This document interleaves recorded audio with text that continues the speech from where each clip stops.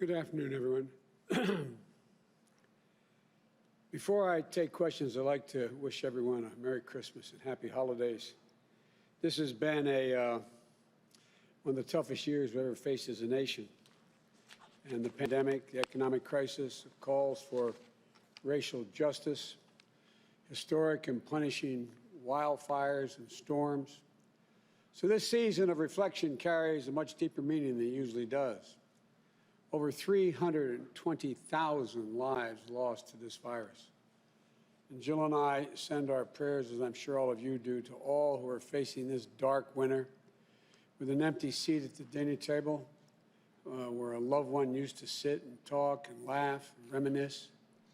Our hearts go out to all of you who have fallen on hard times, through no fault of your own, I might add. Unable to sleep at night, weighed down with the worry of what tomorrow will bring for you and for your family. We're especially grateful for the healthcare workers on the front lines, the scientists, the researchers, the clinical trial participants on the front lines of the vaccine who deserve our thanks and who delivered us scientific breakthrough. And for all of you who have deployed family members in the military, we know what it's like. We know what that experience is like, how difficult it can be, especially at this time of the year. Our family knows your sacrifice, and our hearts are always with you. But keep the faith. Throughout this year, we had to forego many of our favorite holiday traditions we have as families, as communities, and as a country. For the Bidens, we usually have 20 to 25 family members over for Christmas dinner. And then the immediate family, 14 of our kids and grandkids and their spouses for coming down the stairs on Christmas morning, but not this year. Like we did over Thanksgiving, we all have to care enough for each other that we have to stay apart just a little bit longer. I know it's hard. We have a long way to go, but we're grateful that we've got the vaccine. And yesterday, in an effort to instill some confidence in the vaccine, I had my shot administered in public, and I got a chance to thank all those nurses and docs at Christiana Hospital for what they've been putting up with and doing for so long. I look forward to the second shot, and I have absolute confidence in the vaccine. But we're in short supply. Taking the vaccine from a vial into the arm of millions of Americans is one of the biggest operational challenges the United States has ever faced. We're 300 million people. And we're going to take many more months for that to happen.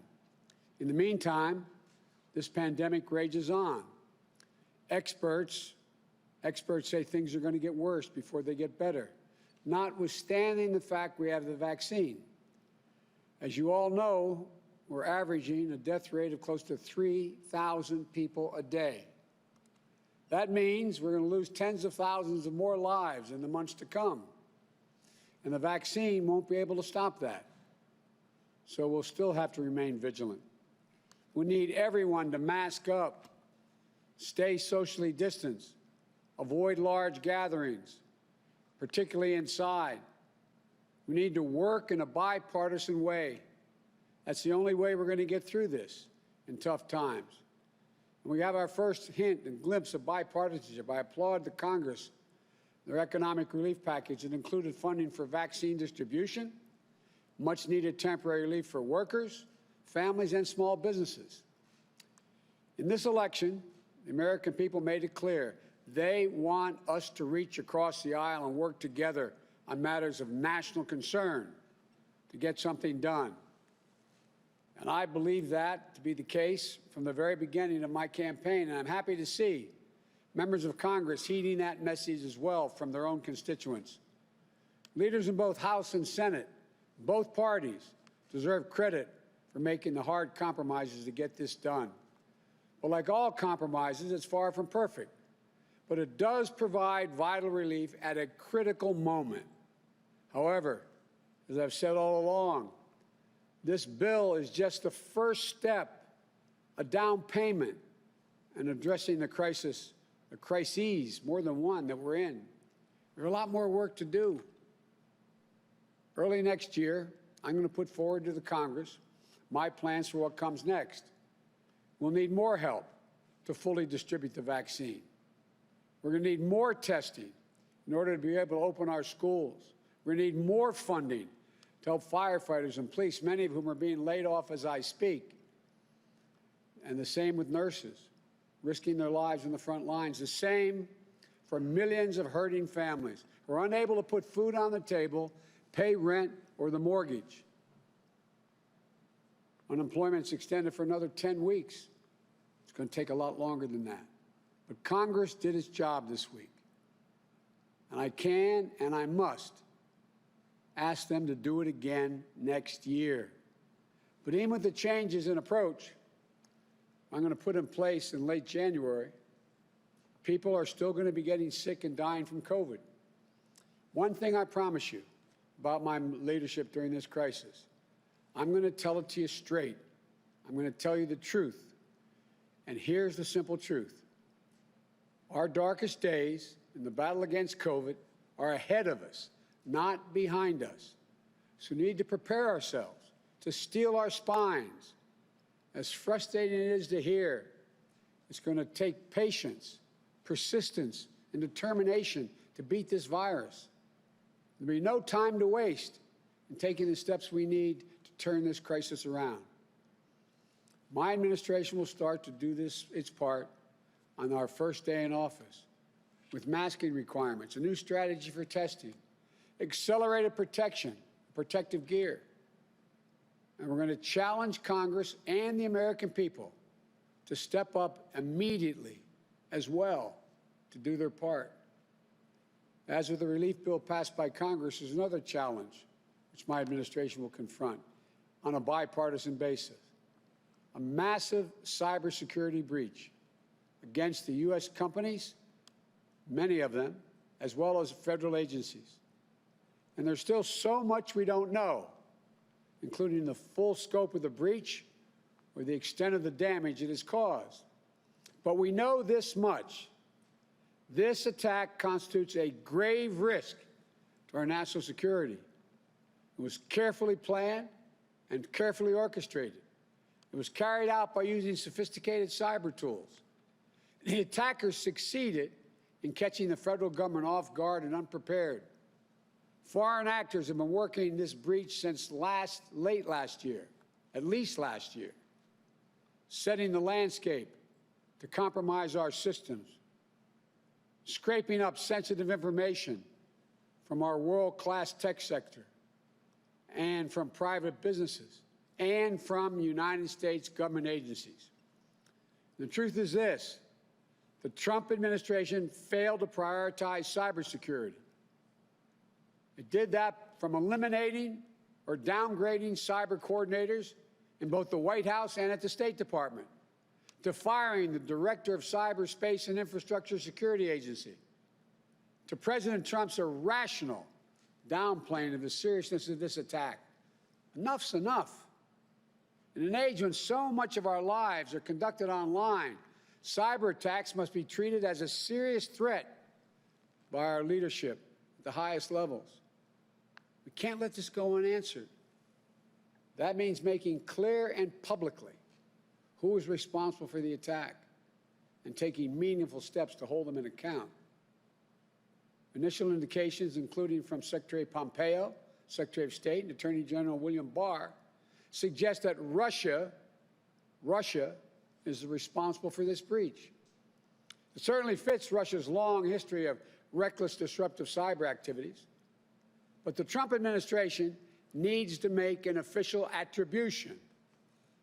This assault happened on Donald Trump's watch, when he wasn't watching. It's still his responsibility as president to defend American interests for the next 4 weeks. But rest assured that even if he does not take it seriously, I will. While I'm disappointed by the response of President Trump, I was pleased to see leaders in both parties in the Congress speak out loudly and clearly on this attack. Again, I want to thank prominent Republicans in the Senate, particularly for speaking out. It's a sign that with the new administration, we can confront these threats on a bipartisan basis with a united front here at home. That should be encouraging to the American people and a warning to our adversaries. In the meantime, the President's team for the next 4 weeks need to cooperate fully, which they haven't been doing, to share information that becomes available on both the impact and our response to ensure a smooth transition to protect the American people as administrations change.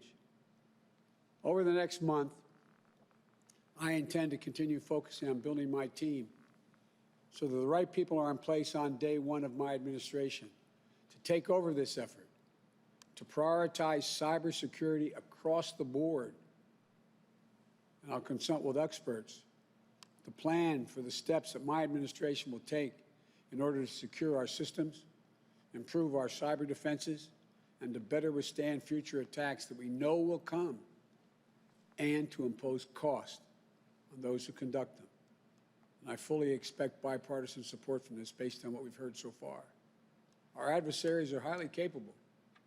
Cyber threats are among the greatest threats to our global security in the 21st century.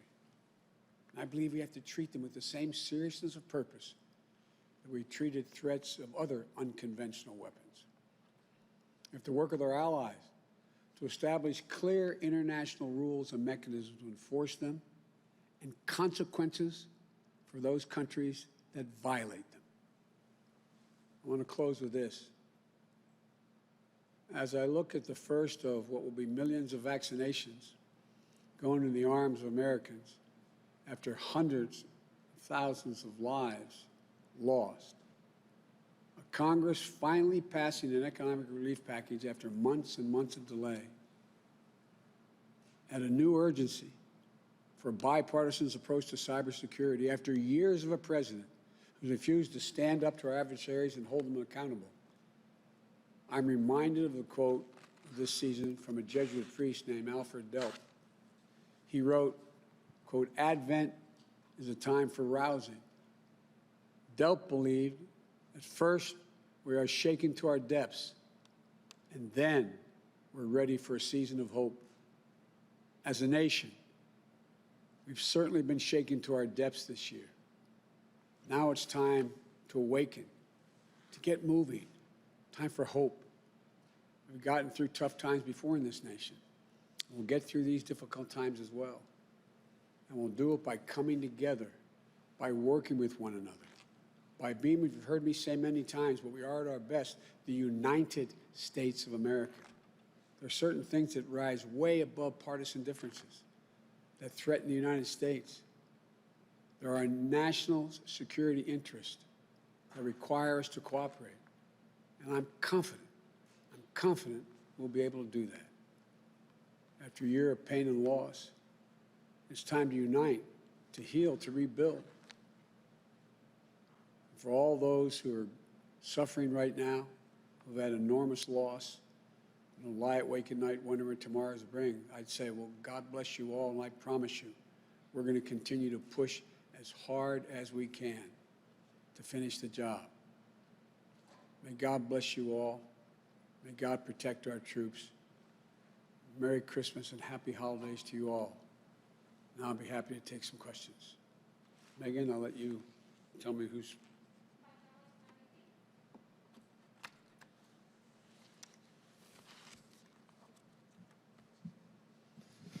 Thank you, Mr. President-elect. President Obama once referred to this emerging cyber battlefield as the Wild West. President Trump, in commenting on this most recent breach, said the situation was well under control. Given what you just said about this, that it represents a grave risk, do you believe it also represents an act of war, and will you respond in kind if so? The answer is, first of all, it is a grave risk, and it continues. I see no evidence that it's under control.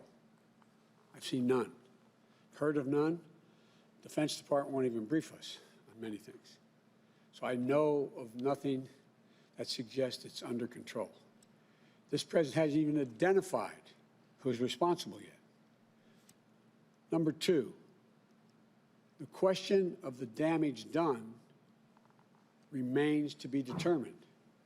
We have to look at very closely the nature of the breaches, how extensive they are, and what damage has been done. And thirdly, there's going to be a necessity, as President Obama and I and our administration talked about. We need international rules of the road on cybersecurity. We have to bring along our allies and our friends so we hold everyone accountable who breaches any of these basic fundamental rules. And lastly, I believe that when I learn the extent of the damage and, in fact, who is formally responsible, they can be assured that we will respond, and probably respond in kind. There's many options which I will not discuss now. Why not lay out those kind of options publicly, though? Isn't part of the issue here deterrence and the fact that Russia felt some impunity, if it is indeed Russia, to do what they've done here? We have not done that in any other areas where we have faced international crises. We don't sit here and say that we're going to strike you with a nuclear weapon. We don't sit and we're going to say and so on. Let us determine what the extent of the damage is, and I promise you, there'll be a response. On another issue, sir, as you know, the runoff elections in Georgia could well determine whether there's a Democratic Senate in January or a Republican Senate in January. Are you waiting for the outcome of those two races to make some of the final selections for your cabinet, including the Attorney General, the most significant outstanding cabinet secretary you have to pick?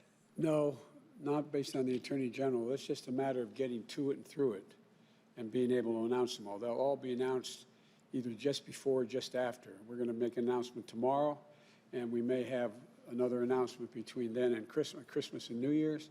We're just working through all of the efforts to do due diligence. And lastly, has the issue of the investigation of your son come up in discussions with your team and with potential candidates about No. Attorney General? No, I guarantee you I'm going to do what I said. The Attorney General of the United States of America is not the President's lawyer. I will appoint someone who I expect to enforce the law as the law is written, not guided by me. Thank you, sir.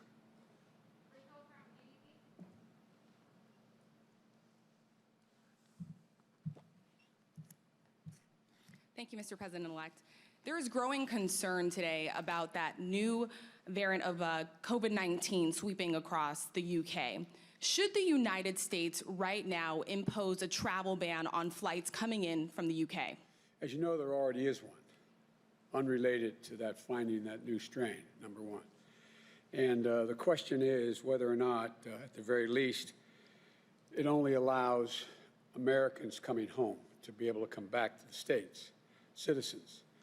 One of the things I'm waiting to get a response from my COVID team is whether or not we should require testing before they get on an aircraft to fly home, number one. And number two, when they get home, should they quarantine?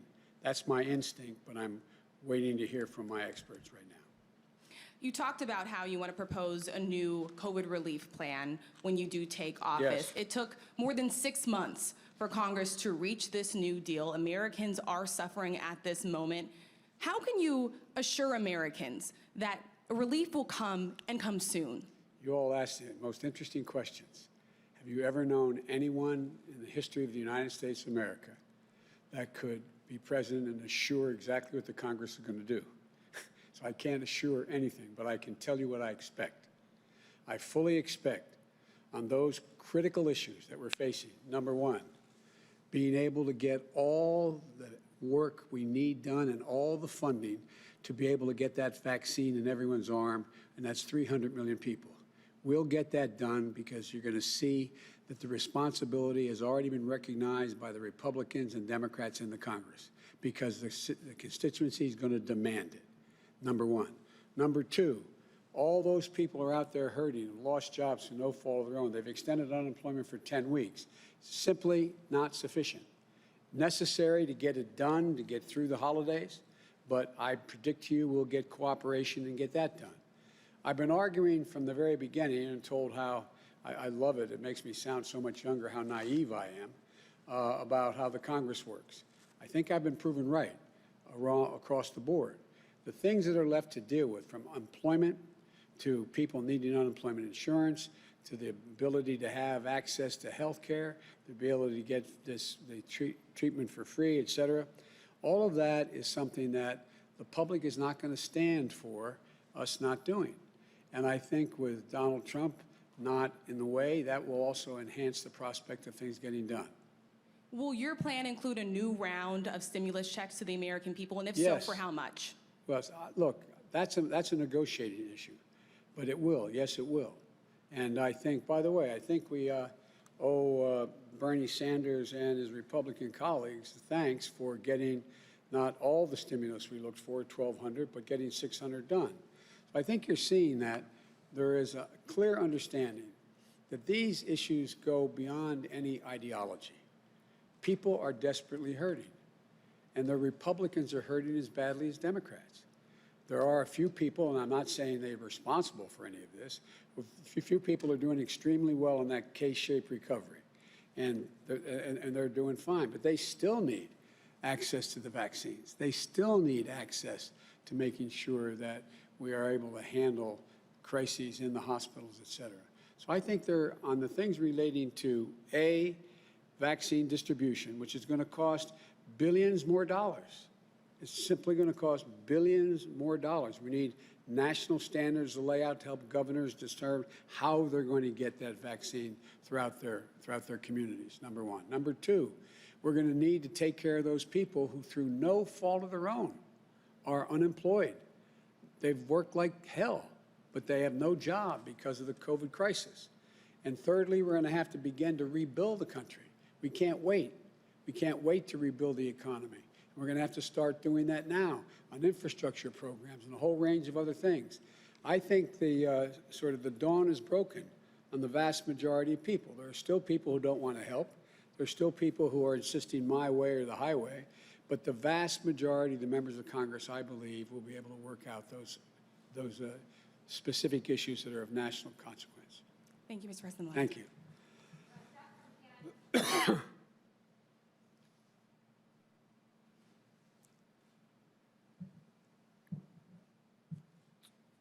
Mr. President-elect, thank you.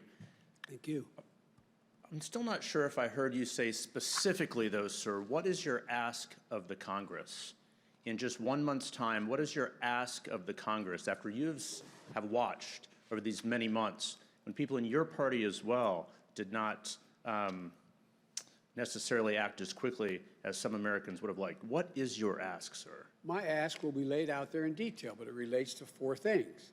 Number one, making sure we have all the money we need to get the vaccine to 300 million Americans at a minimum over the next year, the next calendar year. Number one. Number two, making sure that all those people who are unemployed through no fault of their own because of the COVID crisis, small businesses and big businesses, et cetera, are shutting down, that they continue to be able to live day to day. They don't engage in food shortages. They're not in a position where they get thrown out of their homes. I would also be asking for a moratorium on being evicted from your homes for failure to pay rent, moratoriums on relating to the issue of whether or not your mortgage are being paid. Thirdly, I think it's critically important we provide all of the PPE as well as the direct payments to small businesses and others to be able to stay open, to be able to keep their people employed. That is something that's going to increase as time moves. And lastly, we're going to need to make sure that we're in a position that we can provide for the opportunity for people to begin to go back to work and get new jobs, developing infrastructure. Given the narrow majorities in the House and Senate, you've watched many administrations come and go. Do you believe that you will have a honeymoon to get things accomplished? I don't think it's a honeymoon at all. I think it's a nightmare that everybody's going through, and they all say it's got to end. It's not a honeymoon. They're not doing me a favor. I'll ask you a rhetorical question I don't expect you to answer, and that is, do you think that Republicans who are losing their businesses, do you think Republican constituents out there who can't pay their mortgage, do you think they're not letting their Republican representatives know they got a problem? Do you think the person who just lost a family member and is worried about losing another one who happens to be a Republican, a staunch Republican, isn't telling his or her Republican senator or state representative, you've got to help, you've got to get something done? Do you think all those people who are making judgments of whether or not my child will be able to go to school and I have to stay home and I can't go to work, therefore I have no income, are all Democrats? I think there's just been a dawning here. And look, you have a different team in town. You have a different team in town. I'm not going to villainize the opposition, but I'm going to stand and say this is what we got to do because they know it. They know it. It's not like I'm saying what we want to do is we want to make sure that we are going to sign a new trade agreement with A, B, or C.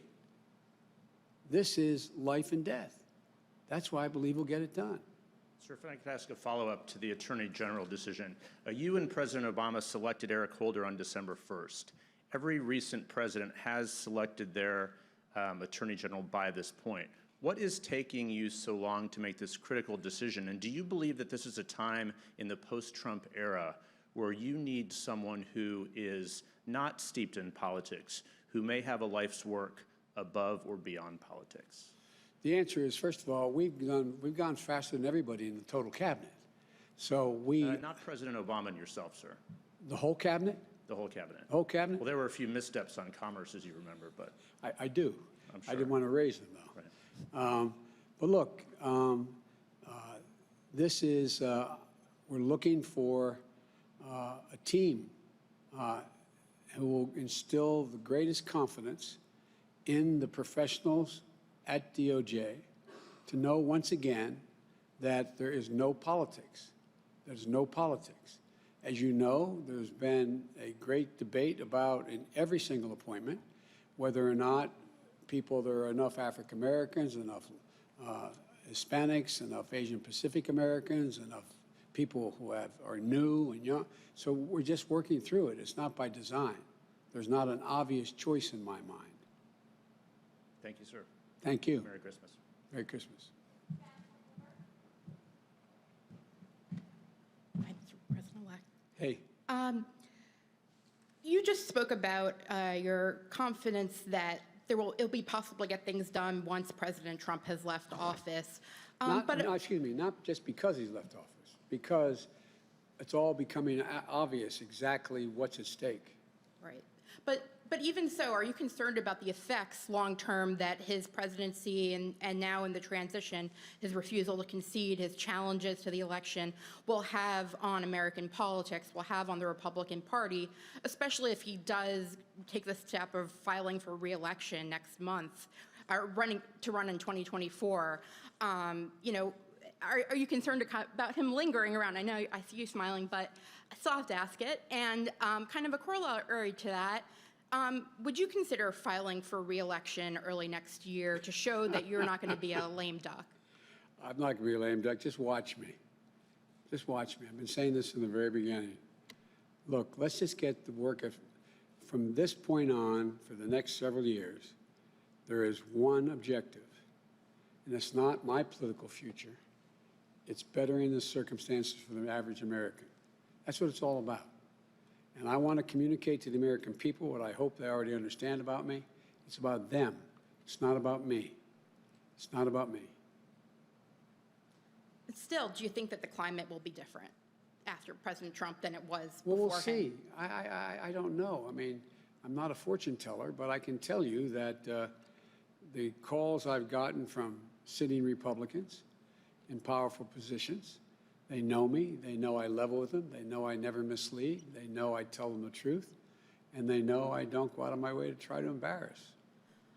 And in terms of the transition, are there areas where the Trump team has not been cooperative that have not been made public? We've heard a bit about the issues at the Pentagon last week. Are there other areas that you think the public should be aware of? There are other areas I'm not sure it's relevant whether the public should be aware of. Look, what I'm trying to do is pull together the political parties that are in the Congress that know that we're facing 4 serious crises. And we have to address all of them. None of us will get all we want, but we can make real progress. And so my focus is on uniting, not emphasizing the divisions. Thank you. Thanks.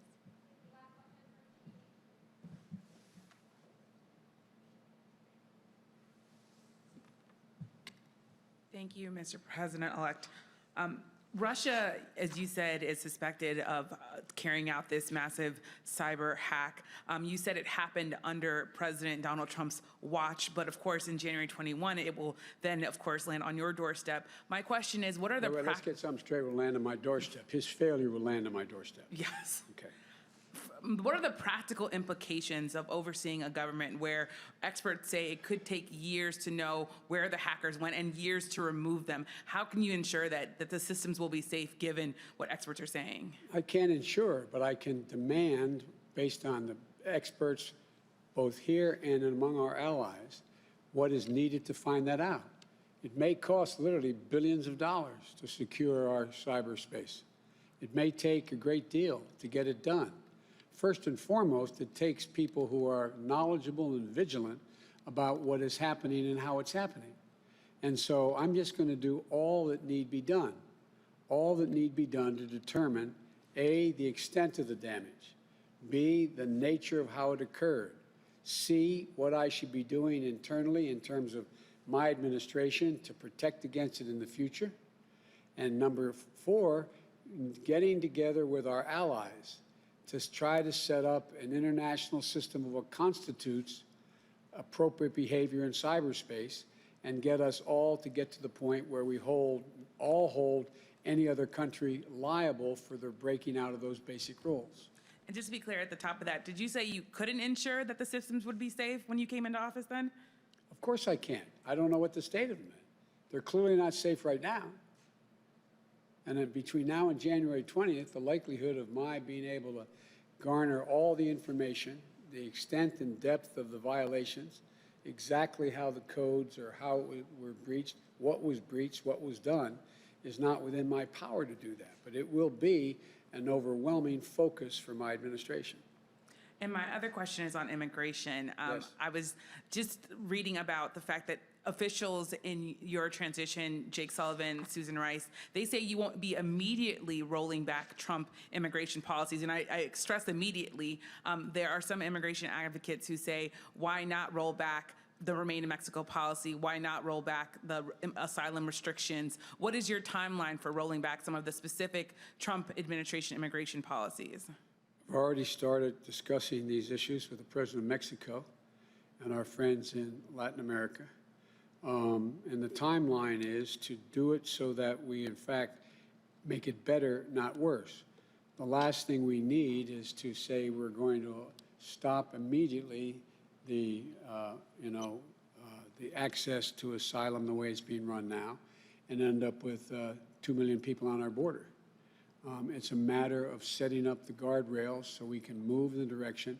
I will accomplish what I said I would do, a much more humane policy based on family unification, but it requires getting a lot in place and requires getting the funding to get it in place, including just asylum judges, for example.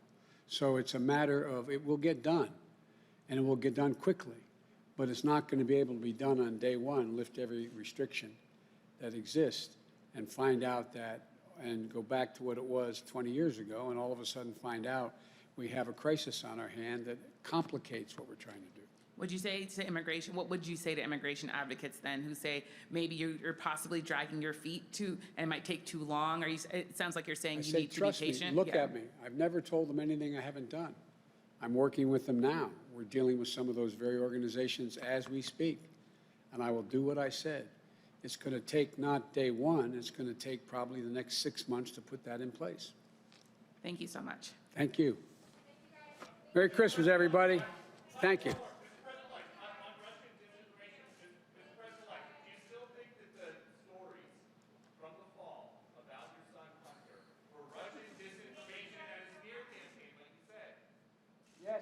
Yes.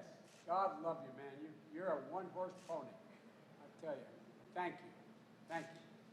I promise you, my Justice Department will be totally on its own, making its judgments about how they should proceed. Thank you.